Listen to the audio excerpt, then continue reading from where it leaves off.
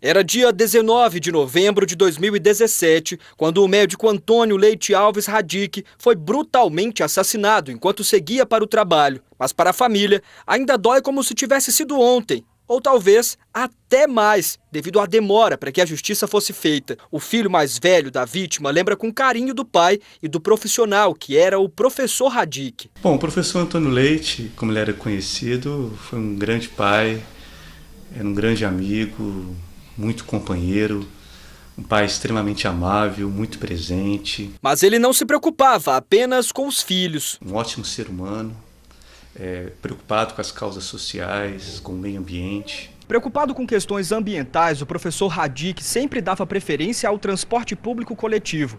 Tanto que para ir de casa para o trabalho, ele sempre fazia o trajeto de ônibus.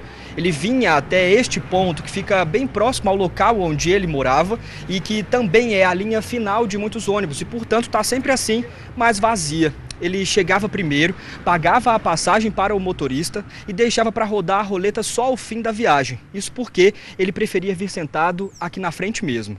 E isso por um motivo específico: exercitar o hábito da leitura. Ele falava que gostava de sentar na parte dianteira porque era a parte que menos o ônibus balançava. Ainda de acordo com Rômulo, os aparelhos eletrônicos do pai podem ter chamado a atenção do criminoso. Meu pai carregava uma mochila onde estava, inclusive, a tese, a dissertação de mestrado dessa aluna que ele ia fazer a avaliação da banca, mas os seus pertences. Como eu disse, ele gostava muito de ler no tablet. Muito machucado, o professor Radic recebeu os primeiros socorros de passageiros ainda dentro do ônibus. Mas devido à proximidade com a unidade de pronto atendimento do bairro São Cristóvão, eles decidiram não esperar por socorro e levaram o professor até lá, de ônibus mesmo. O motorista de ônibus, no próprio coletivo, o dirigiu até a UPA do Odilon Beres. De acordo com a polícia, a dupla que cometeu o crime seria Daiane Michele Gonçalves dos Santos, de 23 anos, que nunca havia sido presa,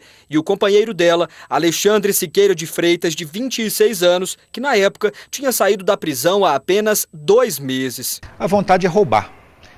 O que ele vai fazer para conseguir isso, não importa. Mesmo que ele tenha que matar, não importa. É assim que ele pensa. Na tentativa de diminuir a pena, Alexandre teria, segundo a família da vítima, tentado enganar a investigação com uma outra versão do crime, alegando que seria homicídio e não latrocínio. Ela sustentou durante o julgamento essa história de que meu pai frequentava bar, que poderia ter sido uma rixa, né, ele queria de qualquer forma enquadrar em um homicídio. E foi comprovado que foi um latrocínio. A tentativa era justamente para diminuir a pena, talvez. Justamente para diminuir a pena, ou seja, ele foi bastante dissimulado desde as primeiras horas após o crime. Esta testemunha confirma a versão de roubo seguido de morte. Ele fez um sinal, a moça desceu, aí ele já começou a pedir dinheiro. Aí ele falou que não tinha, falou que só tinha uniforme e a marmita. E aí ele já ainda falou com ele assim: você não tem dinheiro? Vou te mostrar então como é que faz. Aí já foi pra cima dele, só que o pânico do ônibus, todo mundo não sabia que era faca. Antônio era descrito por todos como um homem extremamente pacífico e gentil, tido como um dos mais queridos e participativos professores de medicina da Universidade Federal de Minas Gerais.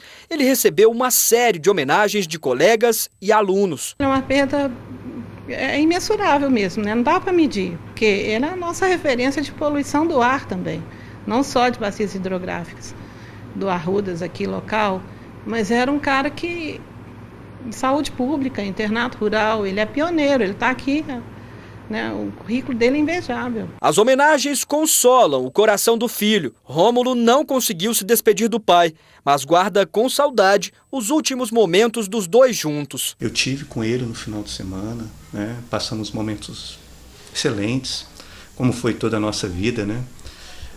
Assistimos futebol, conversamos, e pegou muito de surpresa, né? Foi uma segunda-feira de manhã, eu estava trabalhando, estava em sala de aula, na hora do ocorrido, não podia estar perto dele, nem para defendê-lo, nem para despedir.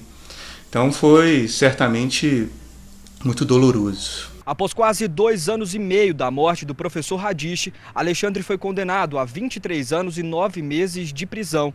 Mas, por ser reincidente, o juiz aumentou a pena dele em 1/6, o que resultou em 27 anos, 8 meses e 15 dias de reclusão. Nós entendemos, apesar da vida do meu pai não voltar, que é necessário que ele receba uma punição, né? Justamente porque está totalmente comprovado que ele não tem condição nenhuma de conviver em sociedade. A morte violenta de alguém que sempre lutou pela paz é algo ainda mais difícil de compreender. Me incomoda ver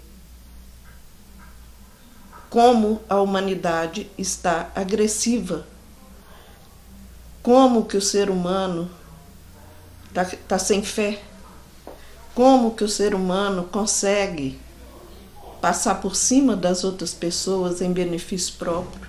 Isso tudo me incomoda. E me incomoda o que aconteceu com meu irmão. Além da dor e da saudade, o professor Radiche deixa para trás uma série de ensinamentos, mesmo após a morte. Meu pai foi um grande defensor do povo. Ele era contra a desigualdade social. E a gente sabe que nesse mundo nós temos vários problemas. Mas também ele sabia e deixou isso para os seus filhos, que não é também com a violência e dessa forma que você vai combater essa desigualdade social. Então é nesse sentido que a gente entende que a punição ela é necessária e a gente espera que ela de fato ocorra e que a pessoa durante esse processo seja penalizada e que mais pessoas também não façam isso com a vida de outros, né? E que a gente promova uma cultura de paz, de tolerância e de amor ao próximo na nossa sociedade.